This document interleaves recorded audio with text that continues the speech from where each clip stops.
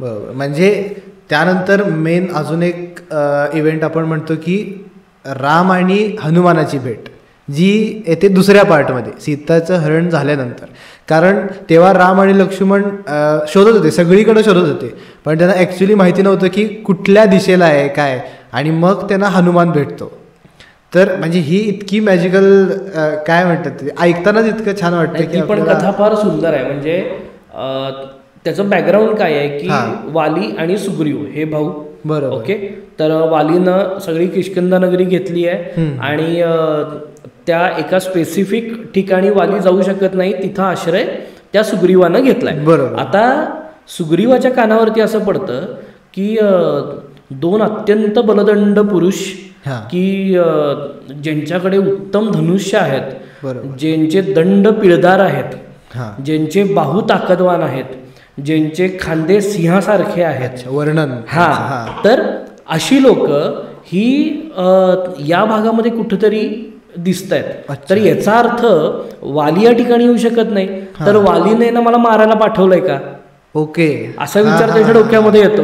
Okay. आणि मग तो हनुमानाला सांगतो. हनुमान हा सुग्रीवाचा एक मंत्री. तर तो हनुमानाला सांगतो की बाबा रे, तू जा आणि एकदा जरा चौकशी तरी कर कोण आहे की नक्की काय आहे ते.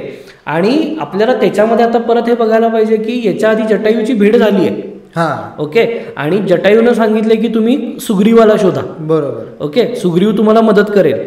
तर त्यांना सुग्रीव हवाय. बरोबर. सुग्रीवापर्यंत बातमी पोहोचली आहे की हे असे कोणीतरी दोघं जण आहेत जे फिरतायत, पण उद्देश माहित नाहीये ना, का फिरतायत ते माहित नाही. आणि मग हनुमान त्या ठिकाणी जातो आणि हनुमान आधी एका छान साधूचा वेश घेतो.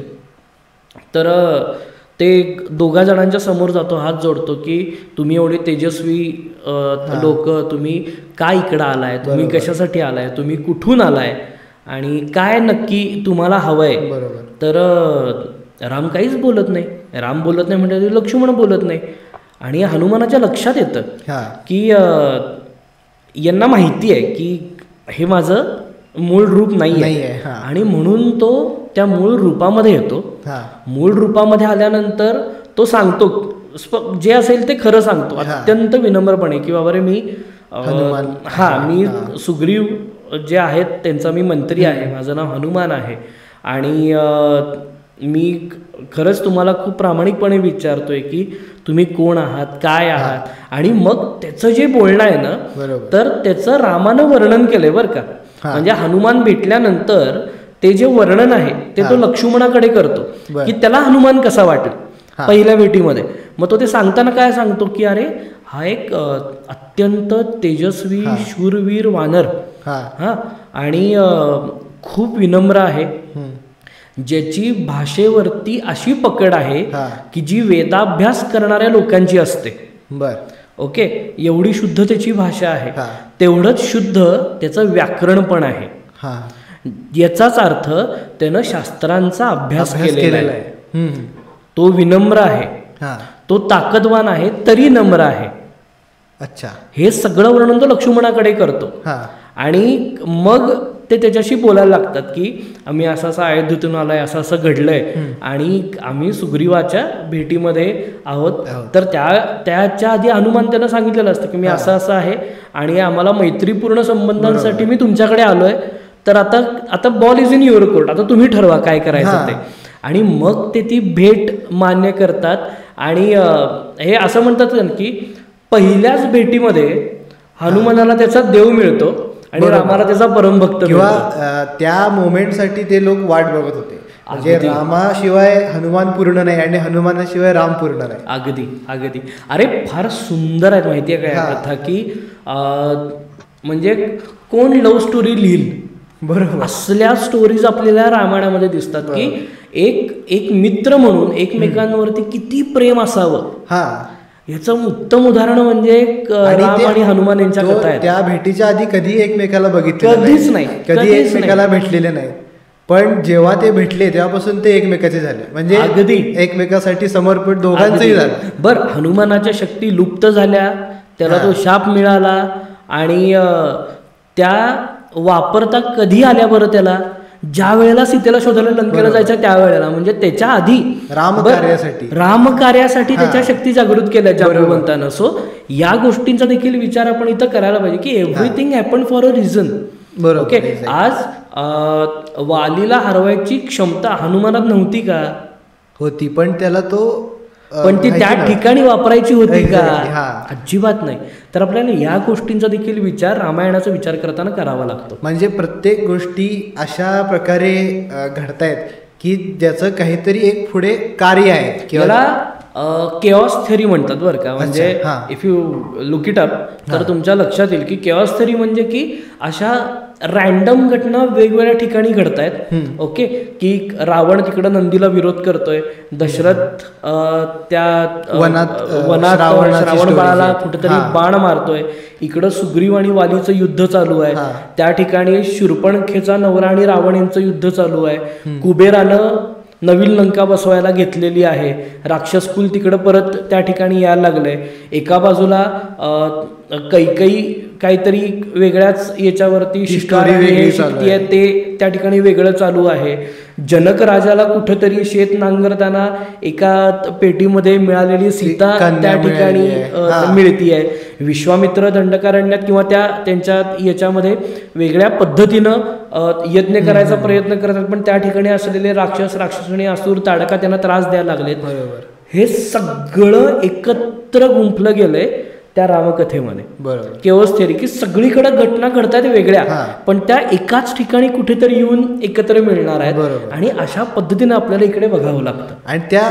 येतात म्हणजे त्या ऍक्च्युअली कनेक्ट होतात की आता नंदीनं दिलेला जो शाप आहे किंवा तो जे त्याचं बोलणं आहे ते किती पुढे जाऊन सत्य झालं, म्हणजे किती त्याच्यामध्ये स्पॅन गेला मध्ये. ऍक्च्युली त्यावेळी रावणाने तिथं लक्ष पण दिलं नसेल त्या गोष्टीकडे तेवढं, कारण त्याच्या मनात असं होतं की मी इतका पॉवरफुल आहे, मला वानर कसा मारू शकेल एखादा.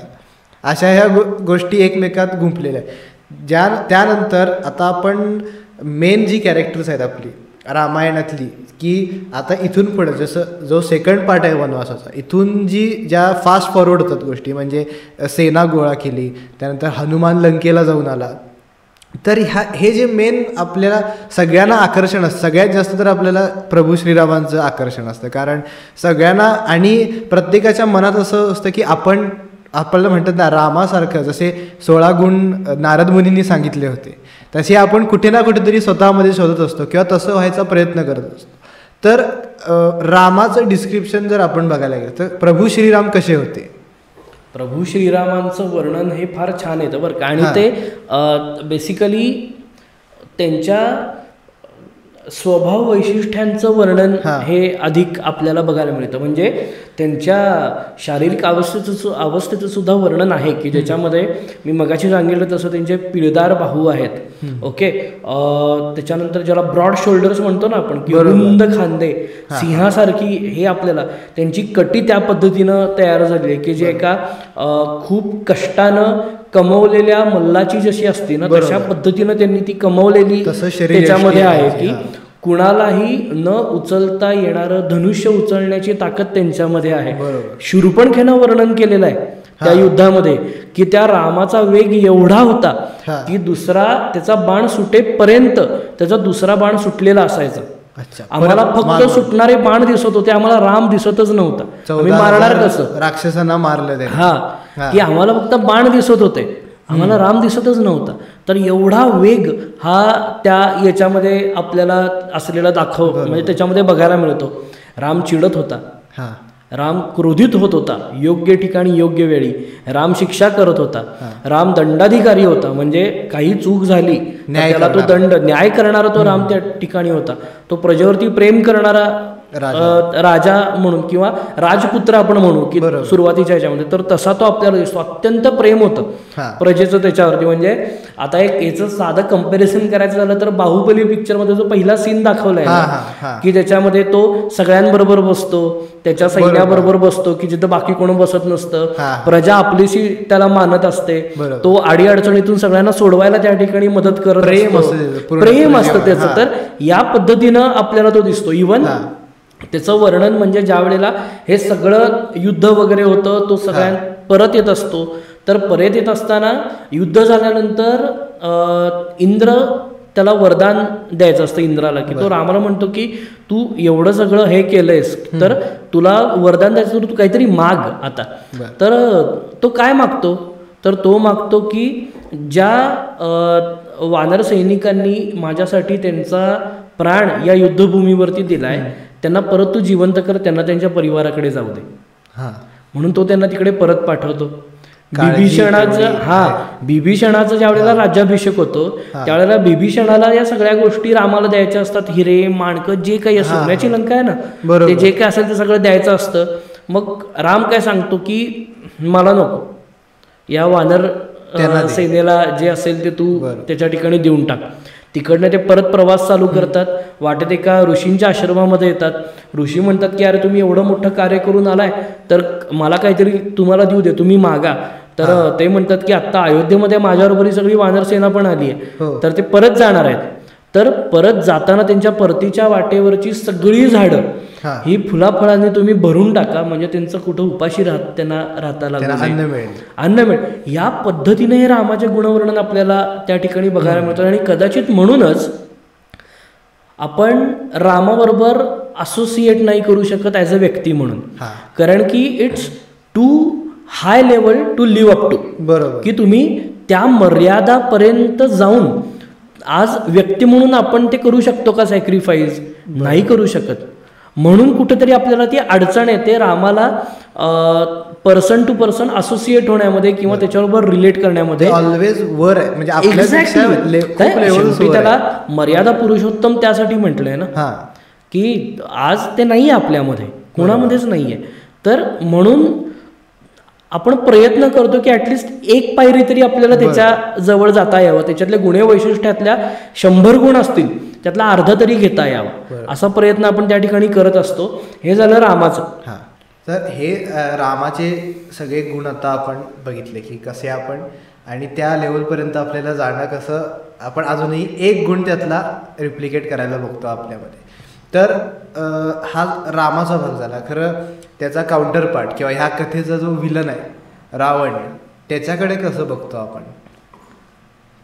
राम हा मोठा झाला कारण की रावणासारखा एक ऑपोनंट मिळाला म्हणून, किंवा रामाचा जन्म झाला, तो रामकथा तयार झाली, ते कदाचित रावणरूपी अंधाराला नष्ट करून एक प्रकाश या जगामध्ये यावं यासाठी. सो त्या दृष्टीनं आपल्याला रावणाचा विचार करावा लागतो. तो एक गुण त्या रावणाचं पूर्ण अधःपतन करून गेला, की ज्याला आपण लस्ट म्हणू किंवा ज्याला आपण ती कामभावना म्हणू, पण ते करत असताना सुद्धा त्याला आणलं, अशोकवनात ठेवलं, पकडून आणलं, हात नाही लावला. बरोबर आहे ना, म्हणजे ते तो की तू स्वीकार कर माझा, या हट्टाला तो लागला होता. तू स्वतःहून मनापासून तू स्वीकार कर माझा, यासाठी त्याचे प्रयत्न चालू होते. तो एकतर तो स्वतः खूप ताकदवान होता, खूप शूर होता. कुबेराला लांब सरून ती लंका परत त्यानं सगळी आपलीशी करून घेतली होती त्या ठिकाणी. त्यानं म्हणजे त्याच्या मुलानं इंद्राला हरवलं म्हणून त्याला इंद्रजित म्हणतात. सो तो त्याचा मुलगा तर त्याच्यापेक्षा चौपट ताकदवान आणि शक्तिशाली स्वतः रावण होता. आणि हनुमानानं त्याचं त्या पद्धतीनं वर्णन केलंय बरं का. म्हणजे ज्या वेळेला अशोकवनात त्यानं सगळा धांगडधिंगा घातला आणि मग त्याला पकडून ज्या वेळेला रावणासमोर आणलं, तर त्याला रावणासमोर जायचं होतं, त्याला एकदा बघायचं होतं की तो आहे तरी कसा. आणि त्यावेळेला त्यानं जे बघितलं तर त्याच्यात वर्णन करताना म्हणतो की तो एक गुण, याच्यामुळे त्याचं सगळं अधःपतन झालं. नसेल तर एवढा छान प्रतिष्ठित आणि सगळ्या गोष्टीवरती कंट्रोल असलेला राजा फार बघायला मिळत नाही. आणि तो उत्तम राहायचा रावणच होता, म्हणजे सिल्क वगैरे असं सगळं छान असं वर्णन, सुंदर वर्णन आलंय त्याच्यामध्ये. कारण की ती जागाच तशी होती.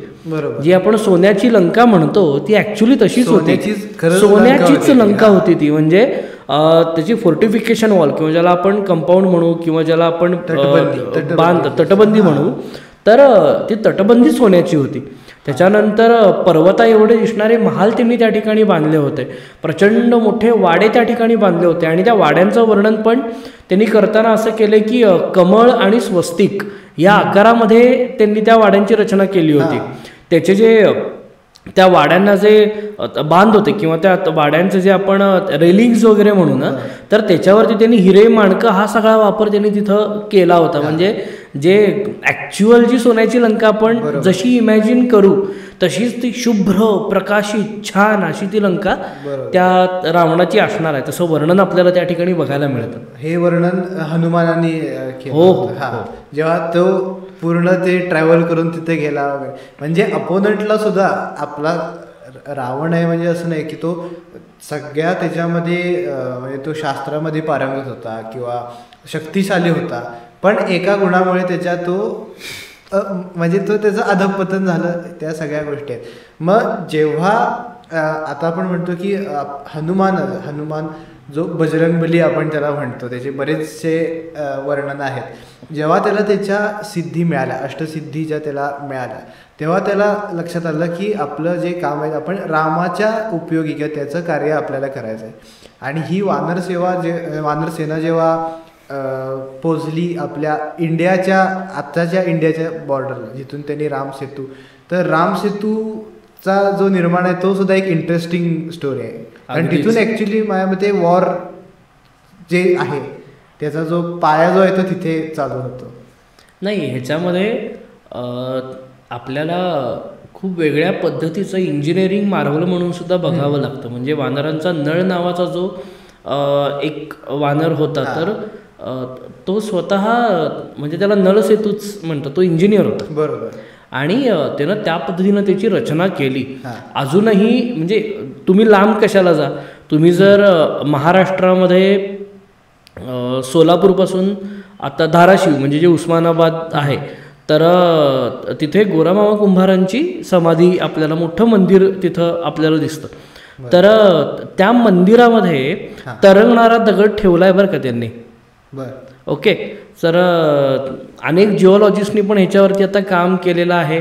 आणि तर त्या सगळ्या गोष्टी त्याच्यामध्ये येतात. तर तो जो सेतू बांधला गेला ना, तर तो सेतू बांधत असताना आपल्याला लक्षात येतं की बिभीषण हा त्याच्या आधीच रामाकडे आला होता. की कारण की बिभीषणाला ते वरदान होतं बरं का. म्हणजे हे जे 3 भाऊ आहेत ना, रावण, कुंभकर्ण आणि बिभीषण, तर यांनी ब्रह्मदेवाकडून वरदान मागून घेतलेलं. आणि त्याच्यामध्ये ते वरदान अशा पद्धतीचं होतं की मनुष्य सोडून मला कुणाकडूनही मृत्यू येणार नाही, असं रावणानं वरदान मागितलं. कारण की मनुष्याला तो खिचगणतीत सुद्धा धरत नव्हता की यांच्याकडून मला काय धोका आहे, त्यामुळे तो त्यांना खिचगणतीतही धरत नव्हता. कुंभकर्णानं माणसाकडून नाहीच येत, म्हणजे तो काही संबंधच येत नाही, ठीक आहे, असं ते होतं. त्याच्यानंतर कुंभकर्णानं त्याला खायची सगळी हे होती, मग त्याला ते मिळेल ते खायला मिळावं असं ते एक होतं. पण बाबा रे, तू 6 महिने झोप, म्हणजे मग सगळ्यांसाठी सगळं शिल्लक राहील, इथं मनुष्य शिल्लक राहतील, कारण की तो मनुष्यांना पण खायचा, असं ते वरदान मिळालं. आणि या सगळ्या पार्श्वभूमीवरती आपल्याला बघायला पाहिजे की बिभीषणानं काय मागितलं ब्रह्मदेवाकडे. बिभीषणानं मागितलं की कुठल्याही कठीण परिस्थितीमध्ये माझी बुद्धी ढासळणार नाही हे वरदान मला दे. आणि मग त्यावेळेला ब्रह्मदेवाने वरदान दिलंय की कुठल्याही त्या कंडिशनमध्ये, कुठल्याही परिस्थितीमध्ये, कुठल्याही अनुभवामध्ये तुझी बुद्धी योग्य त्या ठिकाणी काम करेल. बरोबर. आणि तीच बुद्धी या ठिकाणी योग्य त्या ठिकाणी काम केली की ज्यानं जाऊन रामाला की सांगितलं की बाबा रे, ही माझ्या भावानं चुकीचं केलंय आणि मी तुला पूर्ण मदत करायला तयार आहे. तर या सेतू बांधण्याचं जे काम चालू होतं ना, तर त्याच्यामध्ये रात्री बिभीषण हा 4 त्याच्या असुरांना घेऊन तिथं थांबून तोपर्यंत बांधलेला सेतू कोणी नष्ट करू नये म्हणून त्याची राखण करायचा बरं का बिभीषण. तर एवढं छान ते आपल्याला त्याच्यामध्ये बघायला मिळतं. आणि मग तो जो सेतू बांधला गेला म्हणजे काय, आता प्रेमाचं प्रतीक हे ताजमहल का म्हणतात मला कळलं नाही. म्हणजे 14व्या 15व्या पोराला जन्म देताना 6वी 7वी बायको गेल्यामुळं त्यांनी ते बांधलेलं आहे. तर ते ठीक आहे, म्हणजे छान असेल, प्रश्नच नाही. पण तो छानपणा कुठल्या बॉक्समध्ये आपण घालून मोजायचा, तर मला विचाराल तर माझ्यासाठी प्रेमाचं उत्तम प्रतीक म्हणजे रामसेतू. बरोबर. की कोण कुठला माणूस येतो, सगळ्यांना गोळा करतो, त्या एका व्यक्तीच्या शब्दासाठी म्हणून वेगवेगळी सगळी लोक एकत्र येतात, तो राम. पण अजूनही तयार करतात, अजूनही श्रीराम या एका शब्दानं सगळे हिंदू गोळा होतील बरं का. तुमची राजकीय पक्ष कुठलाही असू दे, तुमची जात कुठलीही असू दे, तुम्ही बाकी काही असू द्यात, तुम्ही कोल्हापुरातले असू द्यात नसू द्यात, महाराष्ट्रातले असू द्यात नसू द्यात, उत्तर प्रदेशमध्ये असू द्यात, तुम्ही कुठलेही असाल, श्रीराम या शब्दानं आज सगळा हिंदू एकत्र येतो. ही अजूनही त्या शब्दाची ताकद आहे 14,000 वर्षांनंतर, जी तेव्हा जागी झाली होती आजपर्यंत, आणि ते कंटिन्यू राहिलंय ना आता पण. तर तो प्रभाव, ती ताकद, तो गौरव आपल्याला याच्यातून बघायला मिळतो. आणि मग तो प्रवास आपल्याला तिथे दिसतो. मग तो सेतू बांधला गेला, सैन्य तिकडं गेलं, त्याच्यामध्ये सगळं युद्ध झालं. युद्धामध्ये अनेक चांगले वानर सेनेतली लोक मारली गेली, त्यांच्याकडचे अनेक असुर हे रामाच्या सेनेतल्या लोकांनी मारले. म्हणजे जांबुवंतानं मारलेत, हनुमानानं मारलेत, अंगदानं मारलेत. ही तुम्ही जर जगातलं सगळ्यात मोठं विष्णू मंदिर जे आहे हे कंबोडियामध्ये आहे, आणि अंगुकर वाट असं त्या मंदिराचं नाव आहे. तर त्या मंदिराच्या भोवतीला जे पॅनल आहेत ना, तर जवळपास 150-200 फुटाचं फक्त रामायणाचं युद्ध असलेलं एक पॅनल आहे बरं का, ज्याच्यामध्ये या सगळ्या डिस्क्राईब केले, फक्त युद्ध आहे त्याच्यामध्ये. आणि त्याच्यामध्ये आपल्याला लक्षात येतं की मग ज्या वानर सेनेतल्या सेनापतींनी वेगवेगळ्या लोकांनी ज्या असुरांना मारलं ना, त्या कथा त्याच्यामध्ये दिसतात. त्या अंगदानं तो हत्ती जो उचलून फेकला, ते शिल्प आपल्याला त्या कथेमध्ये, त्या शिल्पामध्ये आपल्याला बघायला मिळतं. तर हे सगळं युद्ध, ते सगळं घडलं, आणि मग तो राम आणि रावण यांचं युद्ध झालं. त्यानं त्याच्या बेंबीमध्ये बाण मारून तो अमृतकुंभ फोडला, आणि मग तिथं तो रावण संपला. अशी ती कथा आपल्याला या सगळ्या युद्धाची पण खूप सुंदर वर्णन या संपूर्ण युद्धाच्या सिक्वेन्स वेगवेगळ्या ठिकाणी आपल्याला दिसतं. ह्याची शिल्प वेगवेगळ्या ठिकाणी दिसतात, चित्र वेगवेगळ्या ठिकाणी दिसतात, वेगवेगळ्या लोकनृत्यांमध्ये या कथांचा आधार घेतलेला आपल्याला त्या ठिकाणी रामलीला ज्या होतात. अगदी अगदी अगदी रामलीला म्हणजे उत्तरेकडच्या भागामध्ये ज्या दरवर्षी ते उत्साहाने नाटक, गावातले लोक येतात, आणि ते ऍक्च्युली तिथले जो श्रीराम होतो तिथे, त्याला ते असे लोक बघताना की खरेच प्रभू श्रीराम समोर आहेत, खरेच हनुमान खराच समोर आलेला आहे. त्या सगळ्या गोष्टी, कारण ही एक रुटेड गोष्ट आहे. ही गोष्ट आपल्या लोकांनी इतकी धरून ठेवली आहे घट्ट, की त्या स्वदेश पिक्चरमध्ये आशुतोष गोवारीकरांनी जे दाखवलंय ना, की इवन म्हणजे ते जे गाणं आहे, तर बरं ते त्या गाण्याचे जे बोल आहेत ना, तो राम ही तो करुणा में है, शांती में ही राम है, राम ही तो एकता में प्रगति में ही राम है, किंवा देख त्यज के, म्हणजे स्वतःच्या आतमधला रावण काढून टाका, तुम्हाला राम तिथंच दिसेल. तर या अनुषंगाने येणारी जी वाक्य आहेत ना, की मग तो विचारतो रावण त्याला की कुठं आहे तुझा राम, कसा आहे तुझा राम, तो येणार आहे का नाही, किंवा तू एवढं त्याच्याबद्दल बोलतेस तर तो आहे कुठं. तर राम ही तो करुणा में हे, शांती में हे राम आहे वगैरे, हे जे बरं हे लिहिलंय कुणी गाणं नाही माहिती? नाही. हे गाणं लिहिलंय जावेद अख्तर साहेबांनी. ओके, मुसलमान माणूस आहे बरोबर, पण भावना टिपल्यात ना बरोबर. का टिपल्यात? कारण की तुम्ही कुठल्याही धर्मपंथाचे असा, राम किंवा रामकथा ही कुठल्या ना कुठल्या तरी मार्गाने तुमच्यापर्यंत पोचतेच. सो त्याच्यामध्ये ते वर्णन आपल्याला रामकथेचं दिसतं. तू जे म्हटलास की ते ज्या ते राम काय व्हायचं उत्तरेमध्ये तू म्हटलास ते आता रामलीला, तर त्या रामलीलेचं वर्णन किंवा हे आपल्याला त्या स्वदेश पिक्चरमध्ये दिसतं. तसंच काही शतकं, काही हजार वर्ष आपल्याकडे होत आलंय बरोबर. आणि ती तेवढी, म्हणूनच आज कदाचित अरुण गोयलांनी ज्या वेळेला रामाचं काम केलं, तर आज रॅन्डम एअरपोर्ट वरती ज्या वेळेला ते दिसतात, त्यावेळेला बायकांच्या डोळ्यात, आपल्या डोळ्यात पाणी येऊन लोक त्यांचे पाय शिवायला जातात. का? आणि ते सुद्धा रामाच्या वेशात नसताना. एक्झॅक्टली. तो ती भूमिकाच अशी आहे, किंवा आपण म्हणू की ते नाव असं आहे, तो शब्द असा आहे की एकदा तुम्ही त्याच्याशी जोडले गेलात ना, की आपोआपच तुमच्या आयुष्यातल्या अडचणी या कमी व्हायला चालू होतात बरोबर. आणि ते अजरामर होतं रे शेवटी. राम हे पात्र ज्यांनी केलंय, आज सर्वसामान्य लोकांच्या दृष्टिकोनातून राम दिसतो कसा, राम अरुण गोयलांसारखं त्यांच्यासारखं दिसतो. बरोबर, हे आहेच ना कुठेतरी.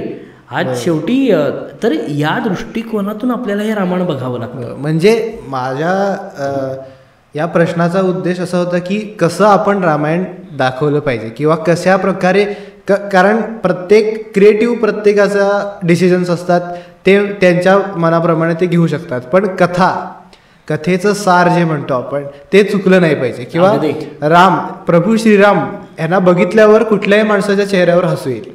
त्यात हसू म्हणजे तो हसू इन द सेन्स की तो खुश होईल किंवा प्रसन्न वाटेल. प्रसन्न हा शब्द आहे, प्रसन्न वाटेल त्याला, की तो बघितल्यावर म्हणजे की की राम जर स्क्रीनवर आला तर हा माझा देव आहे, किंवा हे character me as a hero character हे करतो. किंवा जेव्हा हनुमान येतो, हनुमानाबद्दल आपल्याला अपसुक प्रेम वाटतं 100%. त्याचा जो खट्याळपणा आहे किंवा त्याची ताकदीचं जेव्हा तो आपलं प्रदर्शन करतो तेव्हा, किंवा ते जे कॅरेक्टर्स आहेत ते कुठेतरी हल्ले नाही पाहिजेत, किंवा त्याला हात लावायचा आपल्याला अधिकार नाही असं मी म्हणेन.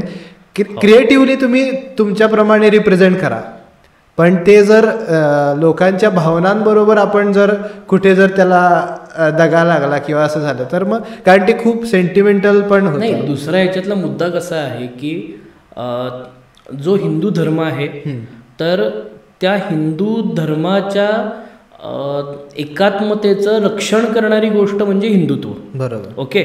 आणि आत्ता जर बघितलं असेल की तुम्ही की रँडम आता तो मुनवर फारुकी किंवा हे रामसीतेवरून जे जोक याच्या आधीही करत असतील, ओके, पण आत्ता ते खपवून घेतलं जाणार नाही. हा जो मेसेज जातो ना, बरोबर, तो मेसेज खूप महत्त्वाचा आहे. ओके. आज कुठल्याही मुसलमानाला तुम्ही सांगितलं की मोहम्मद पैगंबरावरती त्यांच्या ह्याच्यावरती तुम्ही विनोद करा तर ते नाही होत. बरोबर. किंवा त्या पद्धतीनं आज चार्ली हेब्डो नावाच्या मॅगझिनमध्ये त्यांनी एक चित्र काढलं तर गोळ्या घालून तिथं आग लावली गेली. काल फ्रान्समध्ये आपल्या लक्षात आलं असेल की ती लायब्ररी अख्खी जाळली गेली. ओके. तर हे का घडतंय याच्यामध्ये, तर कुठंतरी त्यांनी स्वतःचे रूट सोडल्यामुळं. तर मला असं वाटतं की रामायण आणि महाभारत हे काय काम करतं की आपल्याला हे घट्ट रूट्स बांधून ठेवायला मदत धरून ठेवतं आपल्याला.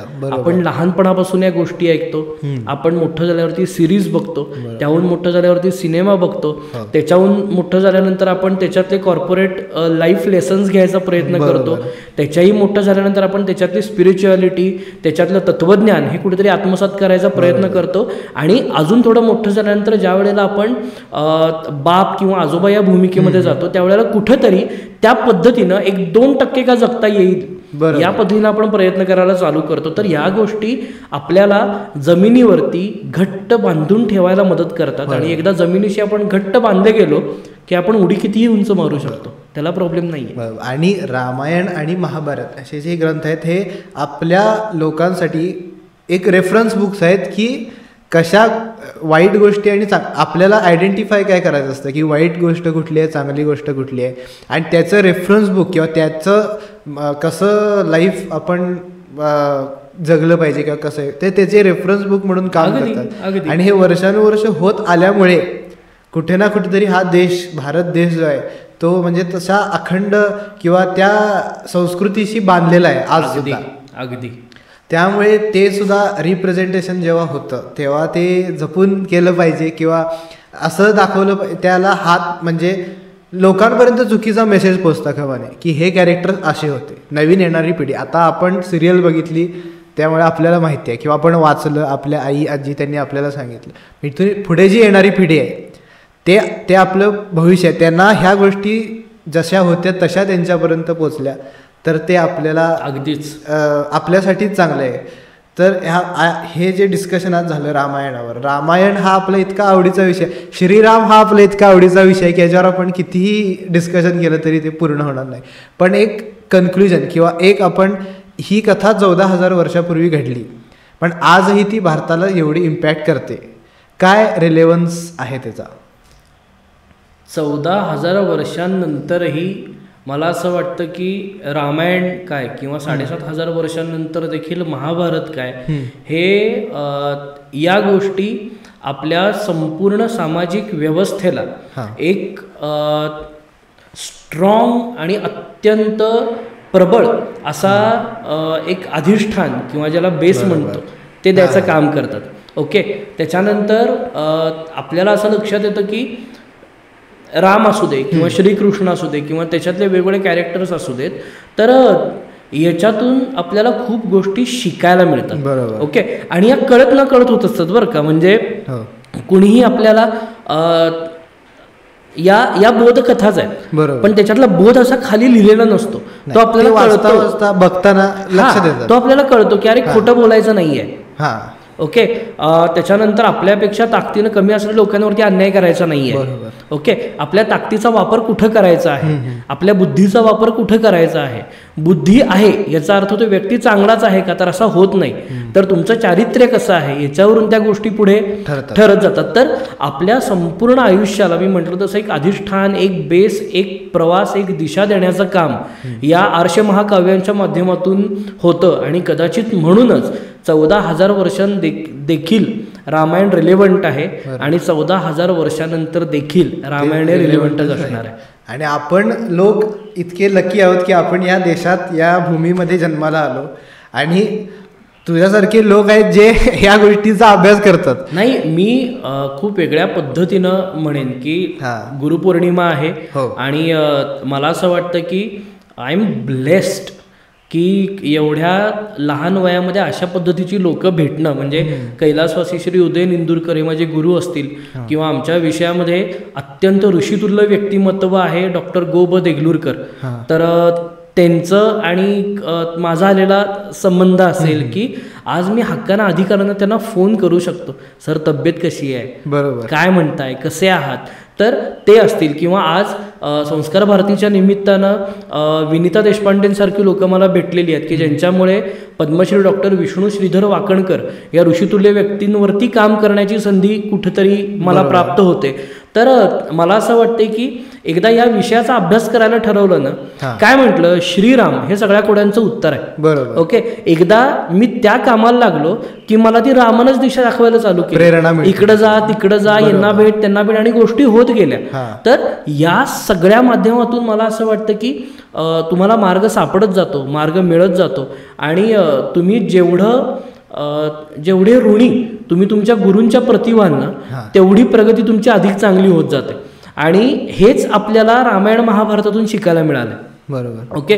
की अर्जुनाची श्रीकृष्णावरती असलेली आढळ निष्ठा, ओके, तशीच लक्ष्मणाची रामावरती असलेली आढळ निष्ठा, रामाची हनुमानावरती असलेली श्रद्धा आणि प्रेम, ओके, त्याच वेळेला कुमार वयामध्ये विश्वामित्रांनी ताडकेचा वध करायला म्हणून या 2 कुमारांना घेऊन गेले, त्यावेळेला हक्काने मागून घेतलं की ज्येष्ठ तुझा पुत्र मला देई दशरथा, यज्ञ रक्षणार्थ योग्य तोची सर्वथा. हे ज्या वेळेला ते म्हटलं गेलं त्यावेळेला त्या विश्वामित्रांवरती असलेली दशरथाची श्रद्धा, हो बरोबर, या गोष्टी कुठेतरी या गुरु शिष्य पद्धतीला प्रेरित करणारे आहेत प्रमाण. आणि म्हणून मी म्हणतो की आपल्या गुरूंवरती असणारी श्रद्धा ही खूप जास्त प्रेरित करते आपल्याला आपल्या पुढच्या प्रवासासाठी, आणि ते सगळ्यांनी पाळणं खूप गरजेचं आहे.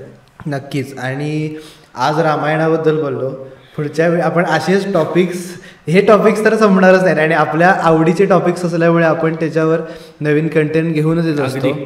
तर मनापासून थँक्यू तुम्हाला, तुम्ही आमच्या पॉडकास्टवर आला आज आणि ह्या स्टोरीज शेअर केल्या.